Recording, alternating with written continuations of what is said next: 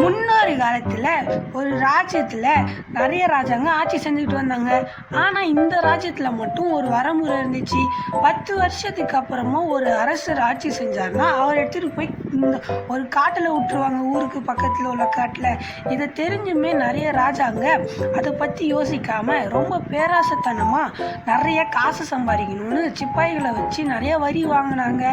ஆனா இவங்க கடைசியா அங்க 10 வருஷம் கழிச்சு அந்த காட்டுல விடும் போது மட்டும் ரொம்ப வருத்தமாகவும் அழுதுகிட்டும் இருந்தாங்க. இந்த மாதிரி ஒரு ராஜா பழைய ராஜாவும் போயிட்டாரு. ஆனா இவர் ரொம்ப வெகுளியான ராஜா, சரின்னு விட்டுறலாம். ஆனாலும் அடுத்த ராஜாவான அவரோட பையன் இன்னுமே பேராசை பிடிச்ச மாதிரி ரொம்பவும் வரி வாங்கி அது மட்டும் பத்தாம நிறைய மக்களோட நிலத்தையும் வாங்கிக்கிட்டான். இது மட்டும் இல்லாம இவன் கொஞ்ச காலத்துல மட்டும்தான் அந்த காட்டை பற்றி நினைச்சு என்ன பண்ணனா, சிப்பாய்களை விட்டு அந்த காட்டை போய் பார்த்துக்க சொன்னான். ரொம்ப கம்மியான நாள் இருந்ததுனால அந்த காட்டையும் எதுவுமே செய்ய முடியல. இதனால அந்த ராஜாவும் கொஞ்சம் வருத்தமாக தான் போனான் அந்த காட்டுக்கு. என்னதான் 4 மாசத்துக்கான சாப்பாடு இருந்துச்சுனாலுமே இருந்தாலுமே அது அந்த விலங்குகள்லாம் இவரை எதனாச்சும் பண்ணுறோமோன்ற வருத்தத்திலே இவரும் இருந்தார். இவருமே ஓரளவுக்கு பரவாயில்ல, ஏன்னா இவர் ஓரளவுக்கு முடிச்சுக்கிட்டாரு.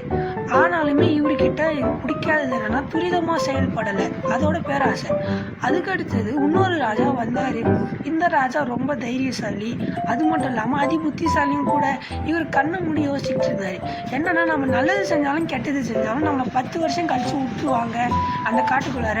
அதனால உடனே சிப்பாய்களை கூப்பிட்டு உடனே நீங்கள் அந்த காட்டுக்கு போய் பார்த்துட்டு வாங்க, அந்த காட்டில் என்ன இருக்குன்னு என்கிட்ட வந்து சொன்னீங்கன்னா உங்களுக்கு தங்க பொற்காசுகளும் அந்த காட்டில் உங்களுக்கு சில நலங்களையும் எழுதி வைக்கிறேன் அப்படின்னு அந்த ராஜா சொன்னார்.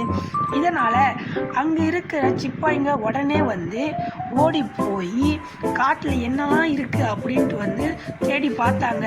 இதை பார்த்துட்டு உடனே அந்த சிப்பாய் என்ன சொன்னான்னா, அரசனே, இந்த காட்டில் நிறைய எலும்பு கூடும், அங்கே விலங்குகளுமே, அதாவது என்ன மாதிரினா புலி, யானை, கரடி, சிங்கம்னு இந்த மாதிரி நிறைய விலங்குலாம் இருக்குதுன்னு சொன்னான். இதுக்கு ராஜா என்ன சொன்னார்னா, அப்படியா, உடனே நீங்கள் விவசாயிகளையும் சில மனிதர்களையும் இட்டுட்டு போய் அங்கே இருக்கிற விலங்குகளை அப்புறப்படுத்தி பக்கத்து காட்டில் விட்டுருங்க. அது மட்டும் இல்லாமல் விவசாயிகளை அந்த விலங்குகளை இட்டுட்டு போய் விட்டதுக்கு அப்புறமா அங்கேயே விவசாயம் செய்ய சொல்லுங்க, அந்த நிலத்தை அவங்களுக்கே தந்துருங்க. கூடவே அங்கே நிறைய கடைகளை போட்டு அங்கே வர்த்தகம் செய்ய ஆரம்பிங்க.